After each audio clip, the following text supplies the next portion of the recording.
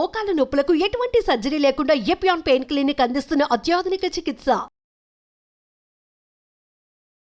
మీ చిన్నతనంలో ఏం అవ్వాలనుకునేవారు? It was always a doctor. హ్యాపీగా హెల్తీగా బయటకు వెళ్ళడం చూస్తుంటారు, అలాగే డెత్ వైపు కూడా వెళ్ళడం చూస్తుంటారు. చాలా మంది అనుకుంటారు డాక్టర్స్ కి ఎమోషన్స్ ఉండకూడదు అని, కానీ at the end of the day doctors కూడా హ్యూమన్ బీయింగ్స్, వాళ్ళకి కూడా ఎమోషన్స్ ఉంటాయి.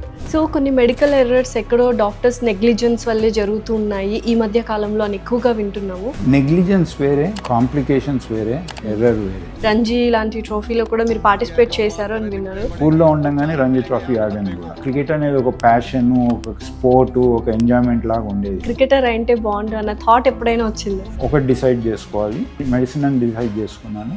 ఆ రోజు నుంచి అసలు క్రికెట్ బ్యాట్ అనేది ముట్టుకోలేదు. సో డబ్బుకి ఎంత విలువ ఇవ్వాలి sir? Are you living your life? నువ్వు చేసే పని నువ్వు ఎంజాయ్ చేస్తున్నావు. రెండు కనుక అయితే మనీ విల్ ఫాలో. ఎంత హెల్తీగా ఉన్నా కూడా ఎక్కడో ఒబేసిటీ హిట్ అయింది మీకు. ఎక్సర్సైజ్ ఉండేది కాదు, అన్హెల్దీ ఈటింగ్ హ్యాబిట్స్. 120 kgs వచ్చాను, అన్కంట్రోల్ డయాబెటీస్. చివరికి it landed in cancer also. అది ఉంది అని తెలిసినప్పుడు ఏ స్టేజ్లో తెలిసింది? అని ఫోన్ చేసి, సార్ ఒక 2 ml ఎక్స్ట్రా బ్లడ్ తీసుకున్నాను, వేరే టెస్ట్ ఏదైనా చేయించమంటారని అడిగాడు. తర్వాత ల్యాబ్ నుంచి ఫోన్ వచ్చింది. ఒక 3 hours తర్వాత కన్ఫర్మ్ చేసింది. ప్రపంచం మొత్తం స్తంభించిన పీరియడ్ ఏదైనా ఉందంటే అది కరోనా వచ్చినప్పుడు, కోవిడ్ టైంలో. నా ఓన్ క్యాన్సర్ కన్నా మోస్ట్ డిఫికల్ట్ పీరియడ్ ఆ కోవిడ్ పీరియడ్ అన్నమాట. డౌన్ ఫాల్ అయినప్పుడు స్ట్రెంగ్త్ మళ్ళీ ఎలా గెయిన్ చేసుకున్నారు అంటే ఏమంటారు? There are ups and downs in everybody's life. Always look at it positively. Bad days have to change to good days only.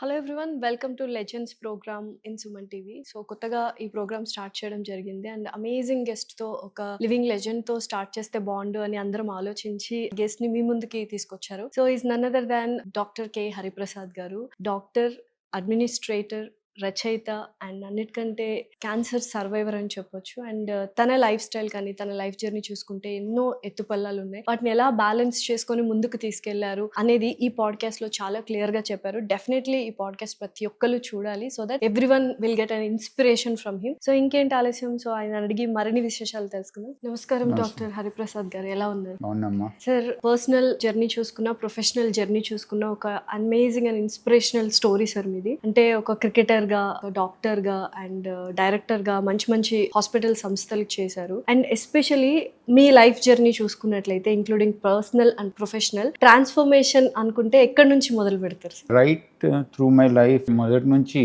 ఒక study path లో నడవలేదమ్మా. It's been up and down, changes, unexpected changes, expected changes. ప్రతి stage లో కూడా there was sort of an uncertainty తో మొదలయ్యి దాని తర్వాత it became a successful this thing. So it keep going on throughout my life అన్నమాట. So ఇంత successful గా, ఇన్స్పిరేషనల్ గా ఉండడానికి ఇందాక మీరు అన్నట్టు ఎన్నో అప్స్ అండ్ డౌన్స్ చూసుంటారు. డౌన్ ఫాల్ అయినప్పుడు స్ట్రెంగ్త్ మళ్ళీ ఎలా గెయిన్ చేసుకున్నారు అంటే ఏమంటారు? There are ups and downs in everybody's life. ప్రతి వాళ్ళలో మంచి టైం ఉంటుంది, చెడ్డ టైం ఉంటుంది. నేను ఎప్పుడు ఏమనుకుంటానంటే, when things are not going your way, అది చేంజ్ అవ్వాలి.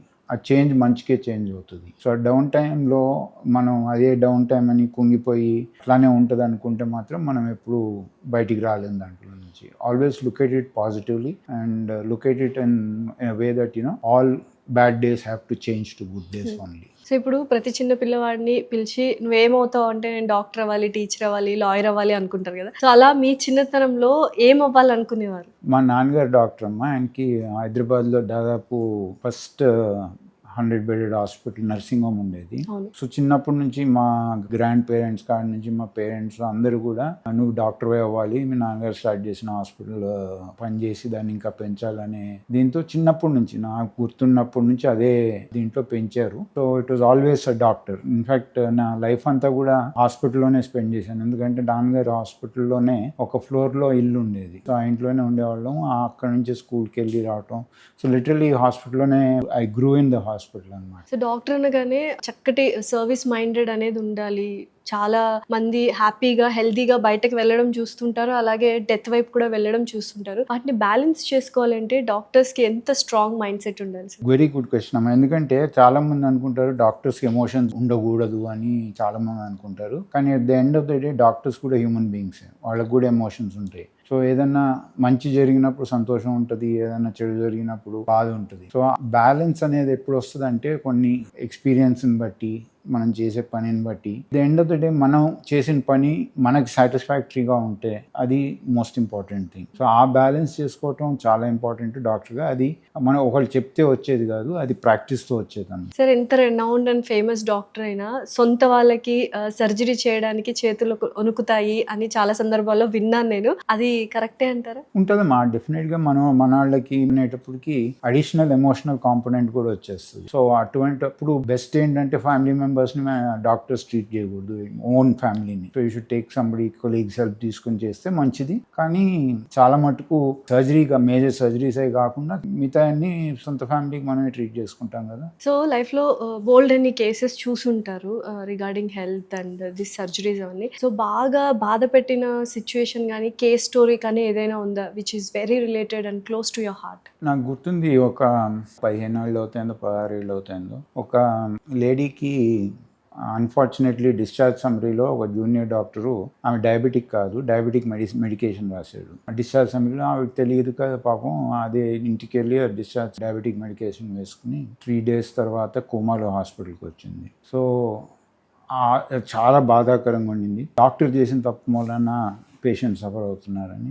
దాదాపు 6 months 7 months ఆ పేషెంట్తో అన్కాన్షియస్ స్టేట్ నుంచి బయటికి వచ్చి మళ్ళీ నార్మల్ మనిషి అయ్యి ఇంటికి వెళ్ళే వరకు దాదాపు ఆ పేషెంట్తోనే ఉన్నాం. నేనే కాదు, టీం మొత్తం.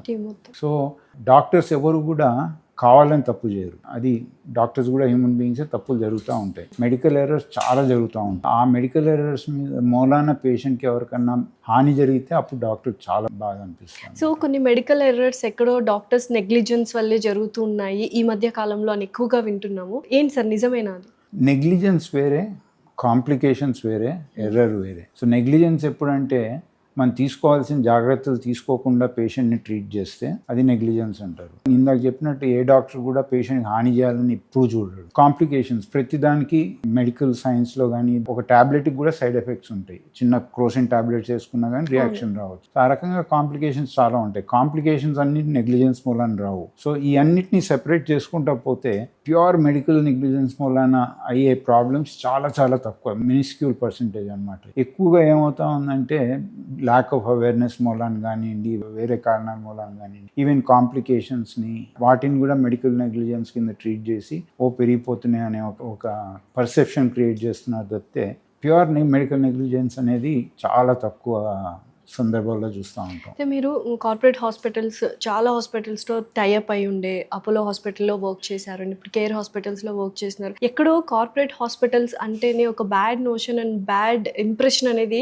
ఆడియన్స్లో కానీ ప్రజల్లో ఉండిపోయింది. రీజన్స్ ఏంటి అసలు? ఫస్ట్ మీరు అన్నది నిజమే, కానీ మనం ఆలోచించాల్సింది ఏంటంటే దాదాపు 30-40 ఏళ్ల క్రితం ఈ హాస్పిటల్స్ అన్నీ వచ్చే ముందు మన దేశంలో అసలు ఏ రకమైన ట్రీట్మెంట్ ఉండేది కాదు. ఎవరికైనా బైపాస్ ఆపరేషన్ చేయించుకోవాలంటే మనం అప్పుడు వినేవాళ్ళం, ఫలానా మనిషి బాగా డబ్బులు ఉన్నాయన, పేరున్నాయన అమెరికా వెళ్ళి బైపాస్ సర్జరీ చేయించుకుని వచ్చేయడం. ఇవాళ ఏంటి, even auto driver, even rickshaw puller bypass surgery మన దేశంలోనే చేయించుకుంటున్నారు. ఆ ట్రాన్స్ఫర్మేషన్ అయింది. సో ఆ సదుపాయాలన్నీ వచ్చినాయి. అది పాజిటివ్ సైడ్ ఆఫ్ ఇట్. ఈ సదుపాయాలు ఆర్థికంగా అందరికీ అందుబాటులోకి వచ్చినాయా అనేది ఆలోచించాలి. ఇంకా రాలేదు, ఇంకా రావాల్సిన అవసరం ఉంది. ఆర్థిక భారం మూలాన కార్పొరేట్ హాస్పిటల్స్ అన్ని కమర్షియలైజ్ అయినాయి అని ఒక పర్సెప్షన్ క్రియేట్ అయింది. కానీ నిజంగా చూస్తే ఒకవేళ ఈ హాస్పిటల్స్ రాకపోతే మన దేశం కూడా ఏదో ఆఫ్రికన్ దేశంలో ఫెసిలిటీస్ లేకుండా బాగా డబ్బున్న వాళ్ళు వేరే దేశాలకు వెళ్ళి ట్రీట్మెంట్ చేసుకునే పరిస్థితి కంటిన్యూ అయ్యింది. సార్ 1200 బెడెడ్ హాస్పిటల్ ఉన్న అపోలో సంస్థ దగ్గర నుండి 10,000 బెడెడ్ హాస్పిటల్ అయ్యేదాకా మీ కృషి ఎంతో ఉంది. సో అందులో ఎటువంటి జర్నీ లీడ్ చేశారు? నా లైఫ్లో ఎండి అయిపోయిన తర్వాత నాన్నగారు హాస్పిటల్లో ప్రాక్టీస్ చేయడం మొదలుపెట్టాను. ఇక అదే హాస్పిటల్ని అభివృద్ధి చేసి దాంట్లోనే ప్రాక్టీస్ అనుకున్నాను నా కెరియర్ మొత్తం. ఈ లోపల ప్రతాప్ రెడ్డి గారు పిలిచి అపోలో జాయిన్ కమ్మన్నారు. ఆయనకి చెప్పాను, నాన్నగారు హాస్పిటల్ ఉందండి, అదే ప్రాక్టీస్ చేస్తున్నాను, అక్కడే చేయాలి అనుకుంటున్నాను అంటే ఆయన అన్నారు ఒక మాట, ఇప్పుడు నువ్వు నాన్నగారు హాస్పిటల్లో ప్రాక్టీస్ చేస్తే ఆ హాస్పిటల్కి వచ్చే పేషెంట్స్కే నువ్వు ఉపయోగపడతావు. అప్పటికి 3 హాస్పిటల్స్ ఉన్నాయి అపోలోకి. నేను చాలా పెద్ద సంస్థగా తయారు చేయాలనుకుంటున్నాను. ఎన్నో హాస్పిటల్ అన్ని సిటీస్లో, దేశంలో, విదేశాల్లో పెడదాం అనుకుంటున్నాను. కనుక నువ్వు నన్ను జాయిన్ అయితే నీకు చాలా మందికి ఉపయోగపడేలాగా చేస్తావు, సో జాయిన్ అవ్వమన్నారు. సో ఆ మాట మీద ఆయన జాయిన్ అయ్యాను. సో దాంతోపాటు ఏ విధంగా అయితే అపోలో అంచెలంచెలుగా పెరిగిందో దాంతోపాటు మేము కూడా ఆయన ప్రోత్సాహంతో అనండి, ఆయన డైరెక్షన్తో అనండి, ఆయన గైడెన్స్ కానీ విజన్ కానీ ఇవన్నిటి మూలాన ఆ సంస్థ అంత పెరిగింది. ఆ సంస్థలో పెరిగేటప్పుడు భాగంగా ఉండటం చాలా అదొక ప్రివిలేజ్, అదొక పెద్ద ఎక్స్పీరియన్స్ కూడా. సార్ నేను విన్నాను Apollo hospitals chairman C Pratap Reddy garu 90+ ఇప్పుడు ఆయన కానీ ఎవ్రీడే హాస్పిటల్ వెళ్తారు, ఆఫీస్కి వెళ్తారు అని విన్నాను. అంత డెడికేషన్, అంత ఇన్స్పిరేషనల్ గా ముందు నుంచి ఉన్నారు. అసలు ఆయన అపోలో హాస్పిటల్ స్టార్ట్ చేసింది 50th ఇయర్లో. మామూలుగా 50th ఇయర్లో జనం రిటైర్ ఎట్లా అవ్వాలి, ఏ విధంగా అది ప్లాన్ చేసుకుంటా ఉంటాం. ఆయన 50th ఇయర్లో ఫస్ట్ అపోలో హాస్పిటల్ స్టార్ట్ చేశారు. ఆయన ఇవాల్టికి కూడా ఆయన విజన్, ఆయన అమెరికాలో ప్రాక్టీస్ చేసేవారు అంతకుముందు. ఆయన ఇండియా తిరిగి వచ్చింది ఎందుకంటే మనం విదేశాల్లో ఇండియన్ డాక్టర్సే ఈ రకమైన ట్రీట్మెంట్ అంతా చేయగలుగుతున్నారు. ఇండియాలో ఎందుకు చేయలేకపోతున్నారంటే మనం సదుపాయాలు క్రియేట్ చేయలేకపోయాం, దాని మూలం చేయలేకపోతున్నారు. మనం సదుపాయాలు క్రియేట్ చేస్తే మనం ఇండియన్ డాక్టర్స్ ఇక్కడే చాలా మంది ఉన్నారు, ఇక్కడే మన ప్రజలకి బెస్ట్ ఆఫ్ ట్రీట్మెంట్ చేయొచ్చు అనే దీంతో తిరిగి వచ్చారు. అదే దీని మీద ఇప్పటి వరకు పనిచేస్తూ ఉన్నారు. ఆయన ఒకటే అంటారు, ఇప్పుడు ఈ ప్రపంచంలో ఎవరికన్నా ఇది బెస్ట్ అనిపిస్తే అది మన ఇండియన్ పీపుల్కి అందుబాటులోకి రావాలి. అదే విజన్తో పనిచేస్తారు. ఇవాళకి రోజు ఆఫీస్కి వస్తారు, ఏమవుతుందో తెలుసుకుంటారు. More than day to day operations ఆయన ఇంకా ఏం చేయగలుగుతాం అనేది ఆలోచిస్తారు. అది ఆయనలో ఉన్న గ్రేట్నెస్. సో అంతటి సంస్థను వదిలేసి కేర్ హాస్పిటల్స్ లో ఎందుకు జాయిన్ అయ్యారు అని ఎవరైనా అడిగారా, లేకపోతే లైక్? వదిలేదమ్మా. అక్కడ రిటైర్మెంట్ ఏజ్ 58 అపోలోలో. నేను ఎక్స్టెన్షన్ తర్వాత దాదాపు 60 వచ్చేటప్పటికి రిటైర్ అయిపోయాను అనమాట. రిటైర్ అయ్యి యాక్టివ్గా డే టు డే ఆపరేషన్స్ చేయకూడదు అనే టైంలో బ్లాక్ స్టోన్ అనే worldwide largest PE company health కేర్లోకి వచ్చింది. వాళ్ళు ఇప్పుడు ఇక్కడ ఉన్న కేర్ హాస్పిటల్స్, దాని తర్వాత కేరళలో ఉన్న కిమ్స్ హెల్త్, బంగ్లాదేశ్లో ఉన్న ఎవర్ కేర్ 3 కలిపి వాళ్ళు మేజర్ స్టేక్ తీసుకున్నారు. దానికి బోర్డ్ చైర్మన్గా అడిగారు అనమాట. సో ఇప్పుడు డే టు డే ఆపరేషన్స్ చూడండి, నేను గవర్నింగ్ బోర్డ్ చైర్మన్గా పనిచేస్తున్నాను. సో అప్పట్లో మెడికల్ ఎమర్జెన్సీ అనేది ఇండియాలో లేదు, స్పెషాలిటీనే లేదు. అటువంటి హాస్పిటల్స్ అంటే ఇమీడియట్ గా ఎమర్జెన్సీని ట్రీట్ చేసే హాస్పిటల్స్ లేవు. అది స్టార్ట్ చేసింది, ఐడియా వచ్చింది ప్రతాప్ రెడ్డి గారితో, కానీ పూర్తిగా ఇంప్లిమెంట్ చేసింది మీ సహకారంతో అని విన్నాను. సో అది ఎలా ఉన్నింది సార్? జర్నీ టఫ్ అయింది, ఇనిషియల్ స్టేజెస్ లో ఎవరు ముందుకు రాలేదు అని కూడా విన్నాను. ఇప్పుడు నేను ఫస్ట్ అపోలోలో జాయిన్ చేసిన తర్వాత ప్రతాప్ రెడ్డి గారు ఒకటే అన్నారు, నేను అన్ని చేయగలిగాను, ఈ స్పెషాలిటీ దేశంలో లేదు. అప్పుడు ఎమర్జెన్సీ మెడిసిన్ అనే స్పెషాలిటీయే దేశంలో లేదు 96, 97లో. సో మనం ఇది స్పెషాలిటీ తీసుకురావాలి దేశంలో కంటే సరే అని మొదలుపెట్టాము. మొదలు పెడితే అప్పటికి మన దేశంలో ఎమర్జెన్సీ డాక్టర్ ట్రైనింగ్ కానివ్వండి, నర్సెస్ ట్రైనింగ్ కానివ్వండి, పారామెడిక్స్ ట్రైనింగ్ కానివ్వండి లేదు, పర్సనల్ లేరు, దాని తర్వాత సదుపాయాలు లేవు. అప్పటికి అంబులెన్స్లు కూడా ఎక్కువగా డెడ్ బాడీస్ని తీసుకెళ్లే కానీ ఎమర్జెన్సీ పేషెంట్ తీసుకెళ్లేది తక్కువ. సో అట్లాంటి పరిస్థితుల్లో మేమే అంబులెన్స్ని డిజైన్ చేసి పేషెంట్ ఎక్కడ ఉన్నాడో అక్కడి నుంచి మొదలు పెడితే హాస్పిటల్కి వచ్చే వరకు కూడా ట్రీట్మెంట్ మొదలుపెట్టి హాస్పిటల్కి వచ్చిన తర్వాత అది కంటిన్యూ చేసి ఇవన్నీ చేయాలంటే క్వాలిఫైడ్ పీపుల్ లేరు. అందుకని నాతో పాటు క్వాలిఫై అయిన ఒక 6 అనస్థీసియాలజిస్ట్ కలిసి first dedicated accident and emergency hospital ఇక్కడ హైదరాబాద్లో మొదలుపెట్టాము. అది చిన్నది 50 బెడెడ్ హాస్పిటల్. ఫస్ట్ 3-4 monthsలోనే అది ఫుల్ అయిపోవటం మొదలుపెట్టింది. దాని తర్వాత ప్రతాప్ రెడ్డి గారు అన్నారు, ఈ కాన్సెప్ట్ అయితే ఎస్టాబ్లిష్ చేసావు, ఇప్పుడు దీన్ని మన దేశం మొత్తం తీసుకెళ్ళాలి, మన హాస్పిటల్స్ ఎక్కడ ఉన్నాయో అక్కడికి అంటే అప్పుడు చెప్పాను ఆయనకి, నేను తీసుకెళ్లాలంటే మన సదుపాయాలు క్రియేట్ చేయవచ్చు డబ్బులు ఉంటే, కానీ మనుషులు లేరు, ట్రైనింగ్ ప్రోగ్రామ్ స్టార్ట్ చేయాలని. అప్పుడు మన ఏ యూనివర్సిటీ కూడా ఎమర్జెన్సీ డాక్టర్కి ట్రైనింగ్ ప్రోగ్రామ్ లేదు, MD లేదు, MS లేదు. అందుకని ఇంటర్నేషనల్ యూనివర్సిటీస్తో కొలాబరేషన్ పెట్టుకుని వాళ్ళని ట్రైన్ చేసి పారామెడిక్స్ని కానివ్వండి, డాక్టర్స్ని కానివ్వండి, ఆ విధంగా అంచెలంచెలుగా పెరుగుకుంటూ పోయి ఇప్పుడు దేశంలో one of the most important స్పెషాలిటీసే ఎమర్జెన్సీ మెడిసిన్. ఇప్పుడు చాలామంది డాక్టర్స్ ఎమర్జెన్సీ మెడిసిన్కి ఆప్ట్ చేస్తున్నారు. అండ్ ఇప్పుడు ఇక్కడ క్వాలిఫై అయిన డాక్టర్స్ దాదాపు 30-40% మంది వేరే దేశాలు వెళ్ళి పని చేస్తూ ఉన్నారు. So it's great satisfying thing that మనం సంథింగ్ మొదలుపెట్టింది అంత సక్సెస్ఫుల్గా రన్ అవుతా ఉంది, ఎవ్రీబడి చాలా మందికి ఉపయోగపడతా ఉంది అనేది చాలా గ్రాటిఫైయింగ్ థింగ్. సో నిజంగానే ఇప్పుడు ఒకవేళ ఆలోచించుకున్నట్లయితే మెడికల్ ఎమర్జెన్సీ స్పెషాలిటీ అనేది లేకపోయింటే నిజంగా చాలా భయానకంగా ఉండేది సిచ్యువేషన్ ఇప్పుడు. అవునమ్మా. ఇప్పుడు మెడిసిన్లో ఏమంటారంటే గోల్డ్, ఎమర్జెన్సీలో గోల్డ్. ఎమర్జెన్సీ అంటే ఏదైనా కావచ్చు, హార్ట్ అటాక్ కావచ్చు, స్ట్రోక్ కావచ్చు, యాక్సిడెంట్ కావచ్చు, ఏదైనా కావచ్చు. ఇప్పుడు దాంట్లో గోల్డ్ గోల్డెన్ అవర్ అని ఉంటుంది అనమాట. గోల్డెన్ అవర్ అంటే the first hour after the onset of accident అవగానే ఫస్ట్ అవర్. ఆ క్వాలిటీ ఆఫ్ ట్రీట్మెంట్, ఆ ఫస్ట్ అవర్లో ఇచ్చే క్వాలిటీ ఆఫ్ ట్రీట్మెంట్ మీద ఫర్దర్ వెదర్ డెత్ కానీ మార్బిడిటీ కానీ అన్నీ డిపెండ్ అయి ఉంటాయి. సో మనం ఇప్పుడు ఏం చేయగలిగామంటే ఆ గోల్డెన్ అవర్లో ట్రీట్మెంట్ని ఇంప్రూవ్ చేయగలిగాం. సో అది ఇంప్రూవ్ చేసేటప్పటికి ఏమైంది, number of deaths because of emergency తగ్గుతున్నాయి, మార్బిడిటీ అంటే ఎక్కువ కాలం మంచం మీద పడుకుంటాం, రికవరీ టైం ఎక్కువ ఉండడం, అవన్నీ తగ్గుతున్నాయి. So overall medical outcomes improve అవటమే కాకుండా సోషియో ఎకనామిక్ కండిషన్స్ కూడా ఇంప్రూవ్ అవుతా ఉన్నాయి. ఎందుకు ఏ విధంగా అంటే ఇప్పుడు యాక్సిడెంట్ అయిన ఇప్పుడు ఫ్యామిలీకి వేజ్ అర్నర్, బ్రెడ్ అర్నర్ అయితే ఆయన ఎక్కువ రోజులు హాస్పిటల్లో ఉంటే ఫ్యామిలీ సఫర్స్. అదే విధంగా స్ట్రోక్, పక్షవాతం వస్తే ఆ పేషెంట్ ఎక్కువ మనం ఇదివరకు రోజుల్లో చూసేవాళ్ళని ఏంటంటే ఒకసారి పక్షవాతం వస్తే బెడ్ మీదే. సో అట్లా అయిపోతే ఆ బ్రెడ్ అర్నర్కి ఆ ఫ్యామిలీ మొత్తం దెబ్బతింటుంది. ఇప్పుడు వాళ్ళందరినీ if you're able to get them back to work as soon as possible, అటువంటి పరిస్థితుల్లో మనం హోల్ కమ్యూనిటీకే ఇంపాక్ట్ అవుతుంది అది. కరెక్ట్. సో హెల్త్ సర్వీసెస్ కానీ మెడికల్ ఫెసిలిటీస్ కానీ ఇండియాలో ఎంతవరకు డెవలప్ అయ్యింది మీరు చూసుకున్నప్పటి నుంచి? ఇప్పుడు డెవలప్ చాలా I mean we can compete with the best in the world. ట్రెమెండస్గా డెవలప్, బెస్ట్ ఇన్ ద వరల్డ్తో కంపీట్ చేయవచ్చు. కానీ యాక్సెస్ అనేది ఇంపార్టెంట్. ఇప్పుడు మనం దేశంలో ప్రాబ్లం ఏంటంటే యాక్సెస్. ఒకటి జియోగ్రఫిక్ యాక్సెస్. అన్ని పెద్ద హాస్పిటల్స్ సదుపాయాలన్నీ మెట్రో సిటీస్లో, టైర్ 1 సిటీస్లో ఉన్నాయి. కానీ majority population outside metros, outside tier 1 cities ఉంటారు. సో వాళ్ళ పనులు వదులుకొని హెల్త్ కేర్కి మెట్రో సిటీస్ కానీ టైర్ 1 సిటీస్ కానీ ట్రావెల్ అయ్యి కొంతమంది చేయగలుగుతారు, కొంతమంది ట్రావెల్ చేయలేరు. ఈ ట్రావెల్లోనే కొంతమంది ఇంకా సీరియస్గా అవుతారు. సో జాగ్రఫిక్ యాక్సెస్ క్రియేట్ చేయగలరు. ఇంకా ఎక్కువ హాస్పిటల్స్ అవసరం, అండ్ అది కూడా టైర్ 2, టైర్ 3 సిటీస్లో జనం దగ్గరికి వెళ్ళాలి. అదొకటి. రెండోది ఏంటంటే ఫైనాన్షియల్ యాక్సెస్. సదుపాయాలు ఉన్నాయి, అన్ని రకాల సదుపాయాలు ఉన్నాయి. ప్రపంచంలో ఈ పలానా టెక్నాలజీ ఉందంటే అది మన దేశంలో కూడా ఉంది. కానీ ఎంతమంది అఫోర్డ్ చేయగలుగుతారు?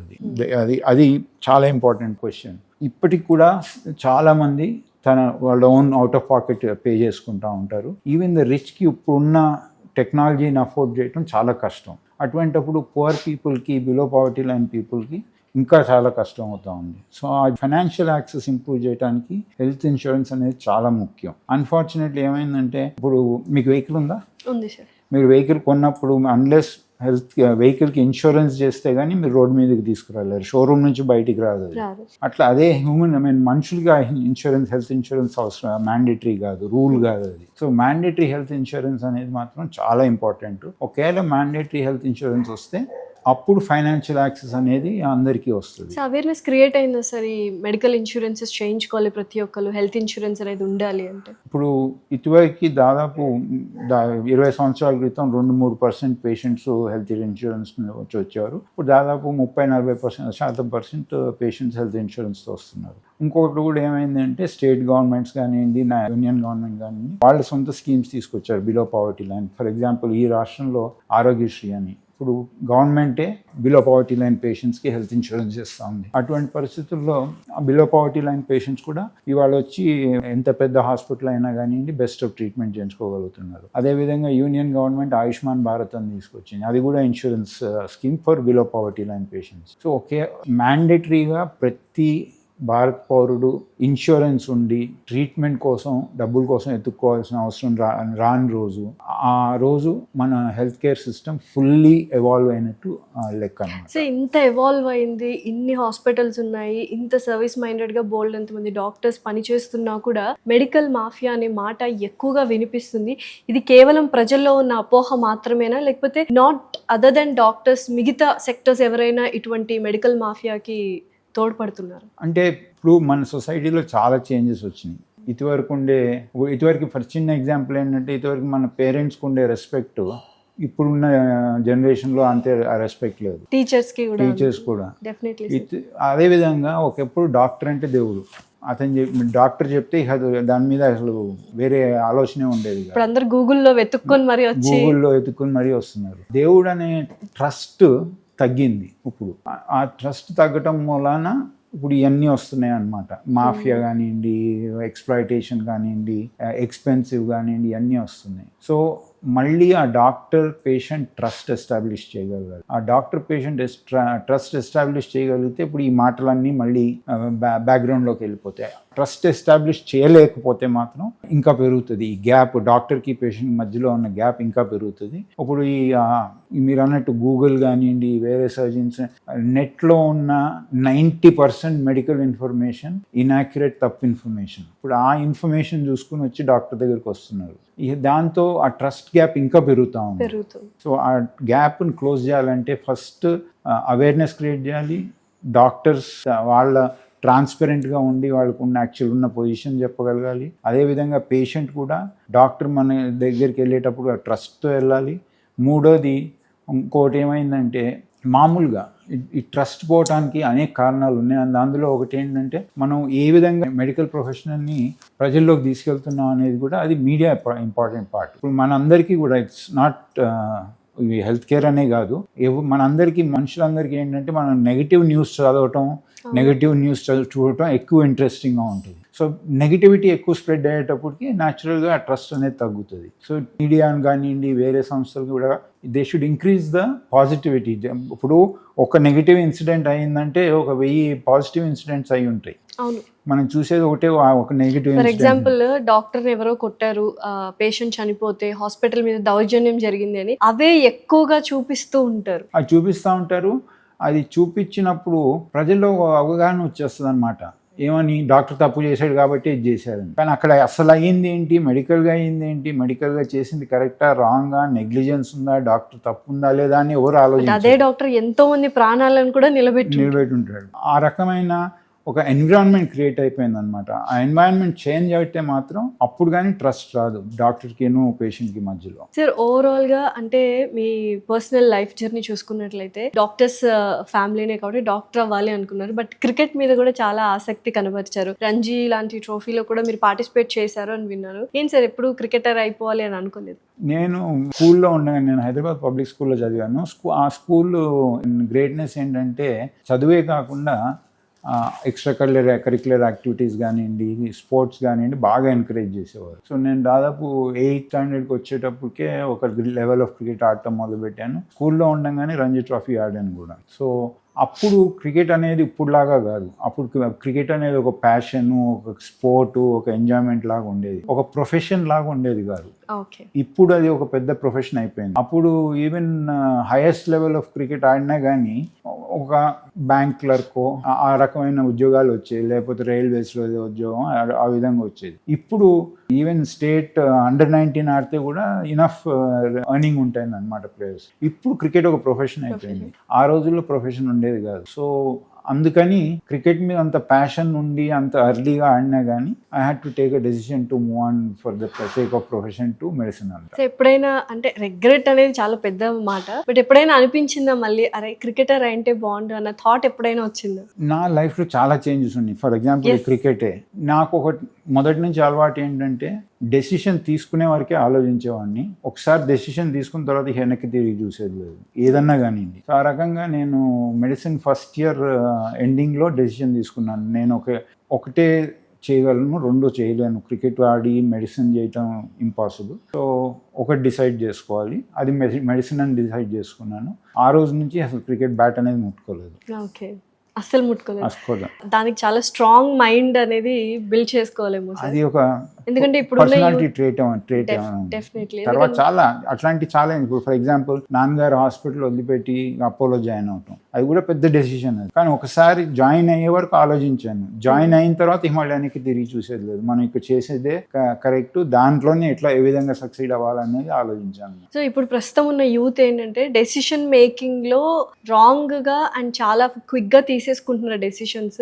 రాంగ్ తీసుకున్నామని బాధపడుతున్నారు కానీ ఆ డెసిషన్ ని ముందుకు తీసుకెళ్లాలి అనేది ఆలోచించలేదు. సో మీకంటే పర్సనాలిటీ ట్రైట్ ఉండింది, it's inbuilt or genes from your father. ఇప్పుడున్న యంగ్స్టర్స్ కి మీరు ఏమని సలహా ఇస్తారు? ఒకటమ్మా, ఫస్ట్ థింగ్ ఏంటంటే డెసిషన్ కరెక్ట్గా తీసుకోవాలి. And that decision should be yours. ఇప్పుడు ఎవరో చెప్పారని డెసిషన్ తీసుకోవటం, లేకపోతే పేరెంట్స్ ప్రెషర్ మూలాన డెసిషన్ తీసుకోవటం, లేకపోతే ఫ్రెండ్స్ ప్రెషర్ మూలాన డెసిషన్ తీసుకోవటం, ఆ రకంగా చేయకూడదు. నువ్వు ప్యాషనేట్గా దేంట్లో హ్యాపీగా ఉంటావు, కాంట్రిబ్యూట్ చేయగలుగుతావు అనుకుంటావు, అది కరెక్ట్.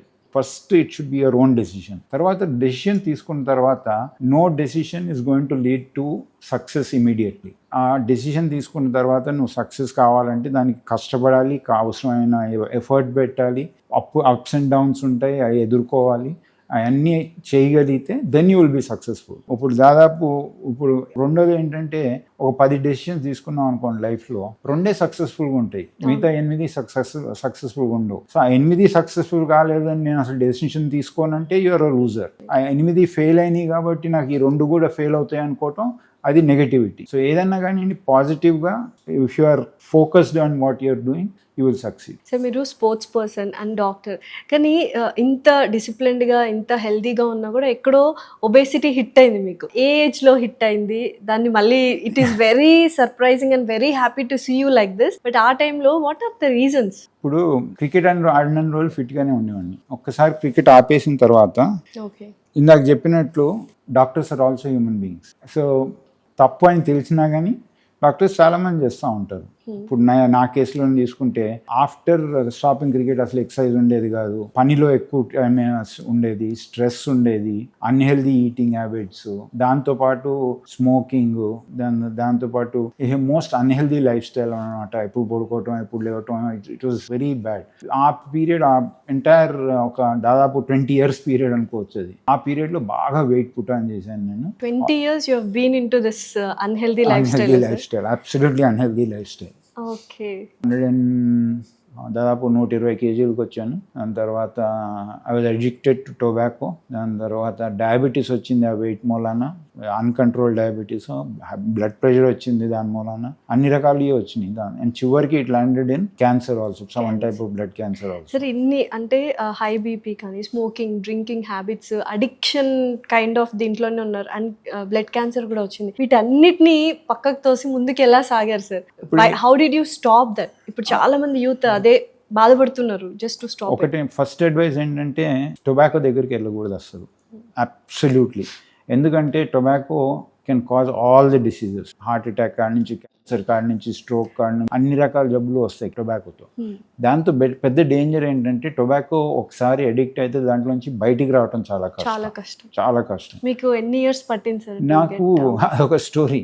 నేను స్మోకింగ్ బ్యాడ్ అని అంత లావ్ అయిపోయేటప్పుడు నడవటం కూడా కష్టం ఉండేది స్మోకింగ్ మూలన. సో ఇది లంగ్స్ మీద ఎఫెక్ట్ అవుతుందని స్మోకింగ్ ఆపేసి started chewing tobacco to stop smoking. అది తెలుసు నాకు, డాక్టర్ని అన్ని చూస్తూ ఉన్నాం, ఓరల్ క్యాన్సర్కి మేజర్ కాజ్ టొబాకో చూయింగ్ అని తెలుసు. అయినా కానీ ఆ స్మోకింగ్ ఆపాలని అది మొదలుపెట్టాం.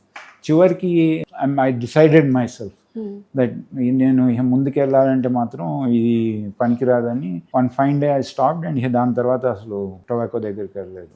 ఇక లైఫ్ స్టైల్ అంటారా, నాకు బ్లడ్ క్యాన్సర్ వచ్చిన తర్వాత ఆ పీరియడ్లో ఫస్ట్ 3 months హాస్పిటల్ రూమ్లోనే ఉండి ట్రీట్మెంట్ చేయించుకున్నాను. దాని తర్వాత ఒక 9 months ఇంటికాడ ఉండి హాస్పిటల్కి వెళ్ళి వస్తా ట్రీట్మెంట్ చేయించుకున్నాను. ఆల్ ద ఎంటైర్ ట్రీట్మెంట్ పీరియడ్లో కూడా ఐ వాజ్ వర్కింగ్.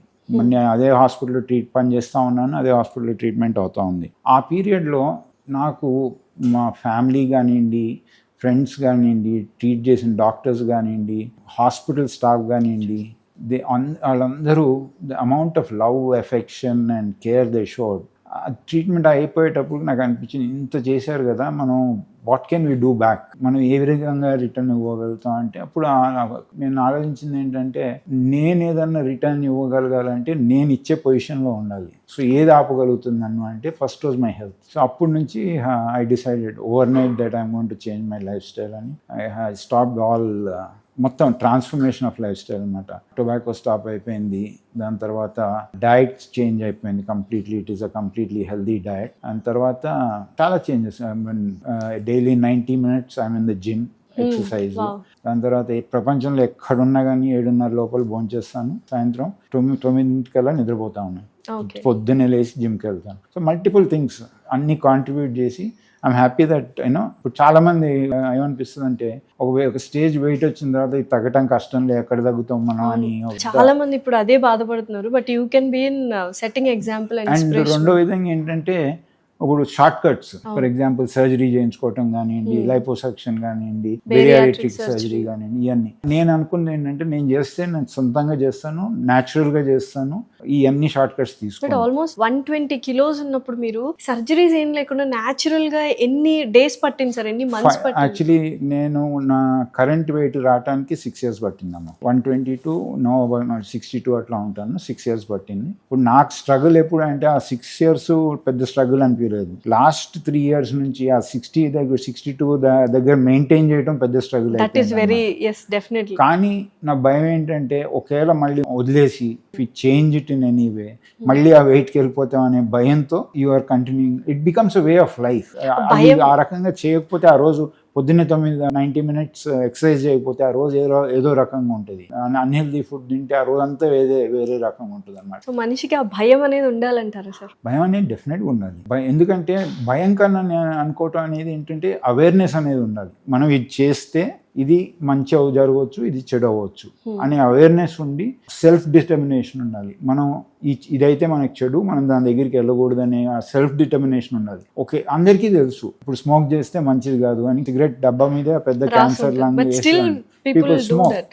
ఒకళ్ళు చెప్తే వచ్చేది కాదు, అది మన సొంత సెల్ఫ్ డిటర్మినేషన్ తో వచ్చేదైతే అప్పుడు అది సస్టైన్డ్ మేనర్ గా కంటిన్యూ చేయగలుగుతారు. సార్ ఇందాక చాలా బ్రీఫ్ గా ఇచ్చారు మీరు డైట్ ప్లాన్. సో మీ డైట్ ప్లాన్ ఒకసారి చెప్తే పీపుల్ హ్యావ్ దిస్ గుడ్. నేనైతే లాస్ట్ అన్ఫార్చునేట్లీ ఇండియాలో diabetic capital of the world అమ్మ. Number of people having diabetes is huge. ఆ విధంగా heart diseases capital of the world. ఈ అన్నిటి కారణం ఏంటంటే మన ఫుడ్ హ్యాబిట్స్. మన జెనెటిక్ ఒకటి ఉంది, మన రక్తనాళాలు వెస్టర్నర్స్ కన్నా సన్నగా ఉండటం ఒకటి. రెండోది ఏంటంటే మనం ఎక్కువ రైస్, వీటు, మైదా, దాని తర్వాత ఆయిలీ ఫుడ్స్ ఎక్కువ తింటూ ఉంటాం. సో నేను దాదాపు 9 years నుంచి రైస్ కానీ, వీట్ కానీ, మైదా కానీ, ఆయిలీ స్టఫ్ కానీ ముట్టుకోలేదు. మరి రీప్లేస్మెంట్ గా ఏం తింటున్నారు? Vegetables and lean meat, like fish. So technical గా చెప్పాలంటే high protein, low carbohydrate diet. ఈ గిమిక్స్ అన్ని ఎప్పుడు ట్రై చేయలేదు. Fasting, intermediate fasting, keto diet అట్లాంటివన్నీ ఎప్పుడు ట్రై చేయలేదు. I took a balance diet.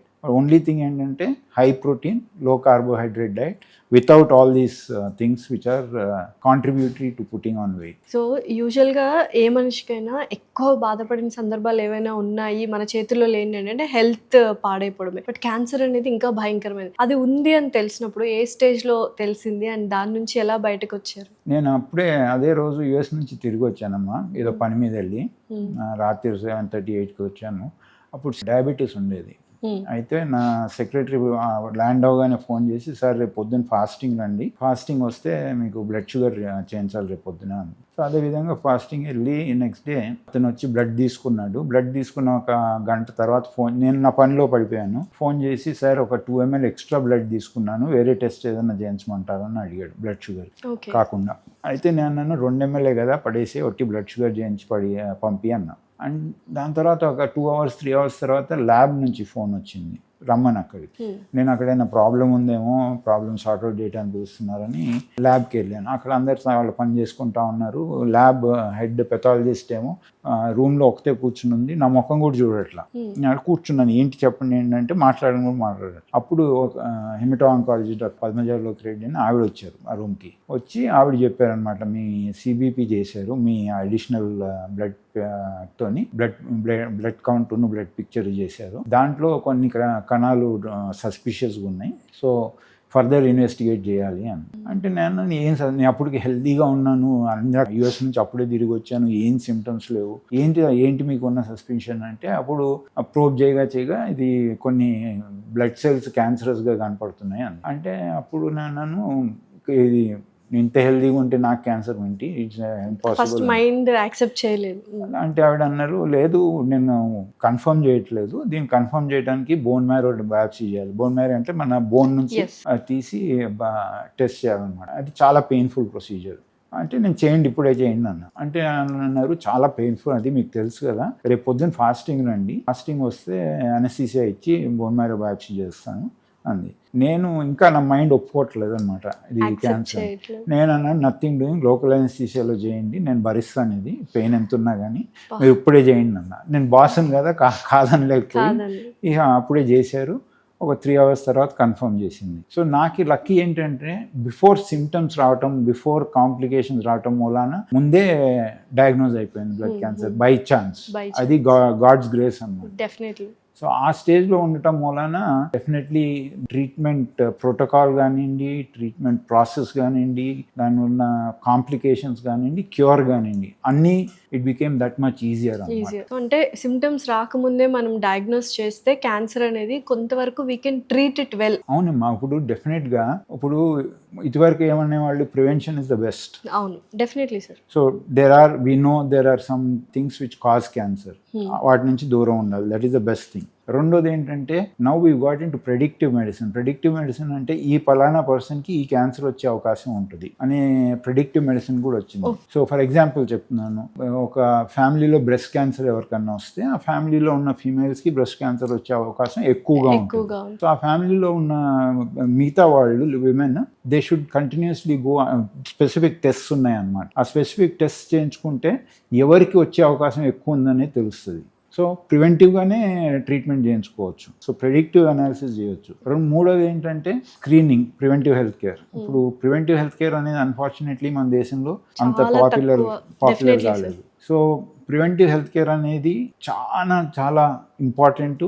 And చాలా మటుకు డిసీజెస్ని అర్లీ స్టేజెస్లో డయాగ్నోస్ చేసే అవకాశం ఉంటుంది. ఆ రకంగా ఎర్లీ స్టేజ్లో డయాగ్నోస్ చేస్తే దాని మెడికల్గా ట్రీట్మెంట్ ఈజియరే కాకుండా, క్యూర్ రేట్స్ ఎక్కువే కాకుండా, ఖర్చు కూడా తక్కువ అవుతుంది. అదే స్టేజ్ 3, స్టేజ్ 4కి వెళ్ళిన తర్వాత అయితే ఆ పేషెంట్ రికవర్ అవుతాడనే నమ్మకం లేదు, తక్కువ. రెండోది number of days of treatment ఎక్కువ. మూడోది ఖర్చు చాలా ఎక్కువ అయిపోతుంది. And it becomes a burden on the family. So ఇవన్నీ అవాయిడ్ చేయడానికి predictive medicine, preventive medicine or very very important. And ఇప్పుడు అందుబాటులో ఉన్నాయి, యూజ్ చేసుకోవాలి. సో డెఫినెట్లీ ప్రతి ఒక్కరు మెడికల్ టెస్ట్లు అనేది తరచుగా ఒక 6 months కానీ 1 year కానీ చేయించుకుంటూ ఉంటే బెటర్. అన్ని టెస్ట్లు అవసరం లేదు. అదొక పెద్ద ఇదైపోయింది. ఇప్పుడు ఏమైందంటే మామూలుగా జనానికి ప్రివెంటివ్ హెల్త్ చెక్ అంటే ఒక 50 టెస్టులు 80 టెస్టులు చేయించుకుని ప్రివెంటివ్ హెల్త్ చెక్ చేయించుకున్నాం అనుకుంటారు. అది కాదా? నేను కూడా అలానే చేయించుకుంటాను. అది కరెక్ట్ కాదు కదమ్మా. నువ్వు నేను సేమ్ కాదు. అవును. ఇప్పుడు నువ్వు నేను సేమ్ టెస్ట్ చేయించుకుంటే లాభమే ఉంది. ఓకే. ఇప్పుడు మీకున్న హిస్టరీని బట్టి, హెరిడిటరీ బట్టి, మీ లైఫ్ స్టైల్ని బట్టి, మీకున్న కండిషన్ని బట్టి మీకు స్పెసిఫిక్ టెస్ట్ ఉంటాయి.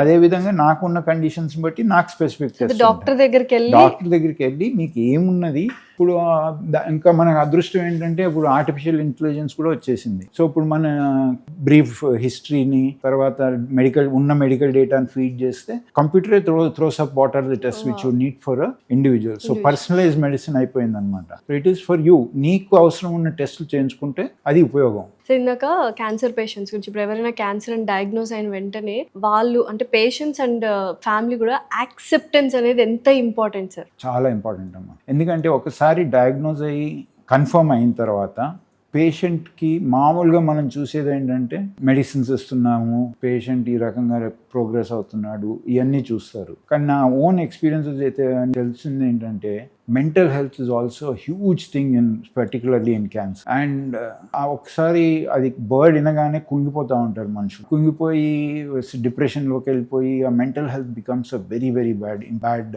Influence on the person. ఒకవేళ సపోర్ట్ సిస్టమ్ బాగుంటే, నేను అదే చెప్పాను, నేను one of the most important things నేను రియలైజ్ అయింది నా క్యాన్సర్ ట్రీట్మెంట్లో ఏంటంటే the importance of the support of the people around you. Family కానివ్వండి, డాక్టర్స్ కానివ్వండి, ఫ్రెండ్స్ కానివ్వండి, ద టీమ్ కానివ్వండి.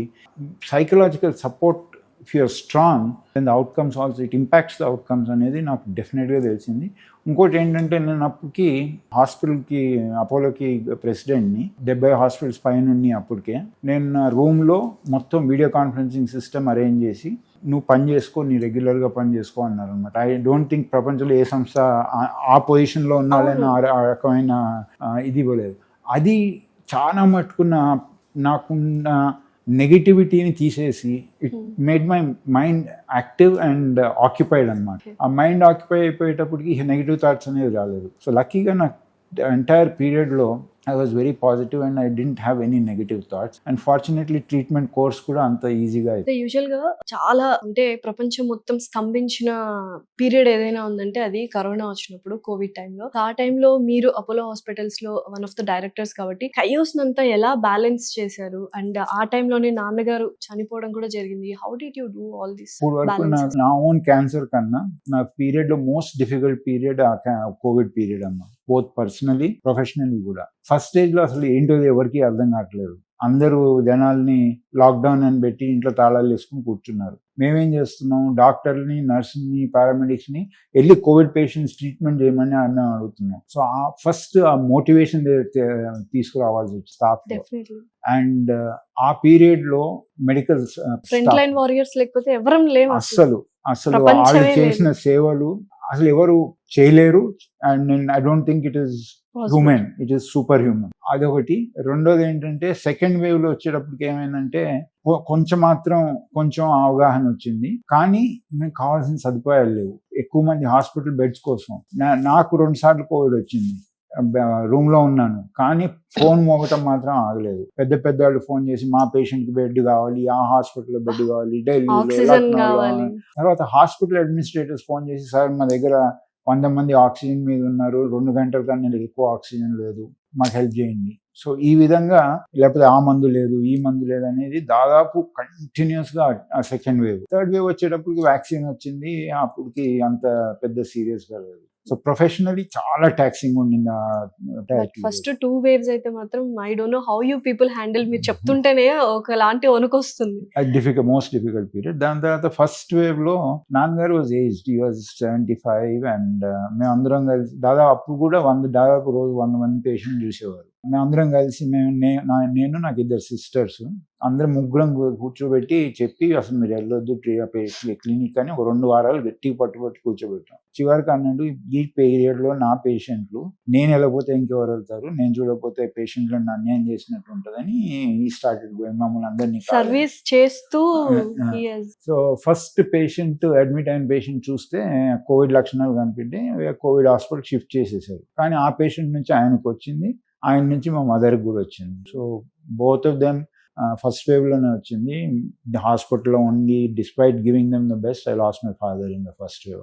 ఆ విధంగా పర్సనల్ గా కానివ్వండి, ప్రొఫెషనల్ గా కానివ్వండి, it was the most difficult period in my life those 2 years. కానీ నాన్నగారు ఒకరికి సర్వీస్ చేస్తూనే ఆ సిచ్యుయేషన్ వచ్చిందంటే ఇట్స్ అ గ్రేట్ డెత్ అనుకోవచ్చు. అంటే he was very healthy, very healthy. ఒకటి. రెండోది ఏంటంటే I was working in the best institute in the country, if not the world. ఆ 2 పెట్టుకుని కూడా వి కుడ్ సేవ్ హిమ్ అనే ఒక బాధ ఇంకా ఉంటది అనమాట. But still wherever he is in heaven, he'll be looking after you. He'll be blessing us. And ఇన్ని అనుభవాలన్నీ ఒక బుక్ గా మలిచి రచించారు. What is that book all ఆ అబౌట్? బుక్ నాకు చిన్నప్పటి నుంచి అంటే ఒక ఏజ్ వచ్చినప్పటి నుంచి ఆ రోజు అయిందంతా ఒక బుక్ లో రాయటం అలవాటు. ఎవ్రీడే డైరీ రాసుకోవడం లాగా ఇన్సిడెంట్స్ అన్ని రాయటం అలవాటు. అది నా క్యాన్సర్ ట్రీట్మెంట్ అయిపోయిన తర్వాత, ట్రాన్స్ఫర్మేషన్ అయిపోయిన తర్వాత మా సన్ ఒకసారి రోజు చదివి ఇది బుక్ అని కన్వర్ట్ చేద్దాం అన్నాడు. నేను నాకు ఓపిక లేదైనా నేను బుక్ రాయటం అంటే సన్నే వెళ్ళి ఒక పబ్లిషర్ని పట్టుకుంటే, ఆ పబ్లిషర్ అంది ఈ బుక్ చాలా బాగుంటుంది అంటే, నాకు రాసే ఓపిక లేదన్న. ఆవిడ అంది, నేను క్వశ్చన్స్ అడుగుతాను, మీరు క్వశ్చన్స్కి ఆన్సర్స్ చెప్పండి, నేను దాన్ని బుక్ కింద కన్వర్ట్ చేస్తాను. సరే అంటే ఒక 3 months 4 months నడిచింది ఆ బుక్ క్వశ్చన్. ఆ బుక్ పేరు కానివ్వండి, ఆ పేరు ఎలా వచ్చింది సార్? ఆ పేరు కూడా మన సన్నే డిసైడ్ చేశాడు అనమాట.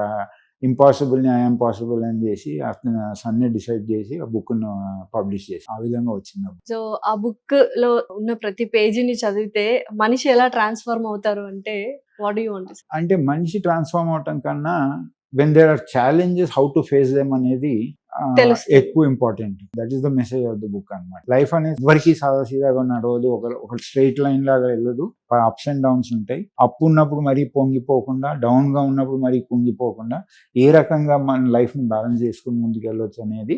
అన్ఫార్చునేట్లీ నాకు number of apps and downs బాగా ఎక్కువ ఉంది లైఫ్ లో. సో దాంతో ఆ మెసేజ్ ఉంటుంది ఆ బుక్ లో. సో ఓవరాల్ గా ఎమోషన్స్ ని బ్యాలెన్స్ చేసుకుంటూ ముందుకెళ్ళిపోవడమే లైఫ్ అంటారు. So finally your a cancer survivor, cricketer and doctor and what not, and you have transformed your life from bad habits to good habits. ఇంత మంచి ట్రాన్స్ఫర్మేషన్ అయింది. Life నుంచి ఏం నేర్చుకున్నారు and what do you want to say to the audience? ఒకటేంటంటే be true to yourself. నువ్వు నీ కోసం బతుకు, నీ కోసం ఏం చేయాలన్నా కానీ ఫస్ట్ నీ కోసం చెయ్యి. ఆటోమేటిక్గా నీ కోసం మంచి చేస్తే నీ చుట్టుపక్కల ఉన్న వాళ్ళకి కూడా మంచి అవుతుంది. అదొకటి. రెండోది ఏంటంటే ఇప్పుడు ఎన్విరాన్మెంటల్ ప్రెషర్స్ ఎక్కువైపోయినాయి అన్న. స్ట్రెస్ కానివ్వండి, వేరే ఇప్పుడు డాక్టరే కావాలి, లేకపోతే ఇంజనీరే కావాలి, సొసైటల్ సైంటిస్టే స్టిగ్మాస్ కావాలి, ఎక్కువైపోయాయి. పేరెంట్స్ దగ్గర నుంచి ప్రెషర్ కానివ్వండి, ఇప్పుడు పక్కన వాళ్ళ ఇంటి సన్ డాక్టర్ అయ్యాడు, నువ్వు డాక్టర్ అవ్వలేదు, ఈ ప్రెషర్స్ అన్నీ ఎక్కువైపోయినాయి. డాక్టర్ కాకుండా, ఇంజనీర్ కాకుండా, లాయర్ కాకుండా సంపాదించే వాళ్ళు చాలా మంది ఉన్నారు. So many profession. సో నీకు సాటిస్ఫాక్షన్ ఇచ్చే ప్రొఫెషన్ నువ్వు చూస్ చేసుకుని చెయ్యి and enjoy it. If you enjoy what you're doing, you will succeed. So డబ్బుకి ఎంత విలువ ఇవ్వాలి సార్? డబ్బు is not the primary thing అమ్మా. ఇక్కడ మోస్ట్ ఇంపార్టెంట్ థింగ్ ఏంటంటే, are you living your life the way you want to? నువ్వు చేసే పని నువ్వు ఎంజాయ్ చేస్తున్నావా? ఈ రెండు కనుక అయితే మనీ విల్ ఫాలో. మనీ ప్రైమరీగా ఎయిమ్గా పెట్టుకుని చేస్తే మాత్రం it becomes a failure most of the times. But satisfaction, happiness, enjoyment, passion, vision ఇవన్నీ ఉంటే automatically money will follow you.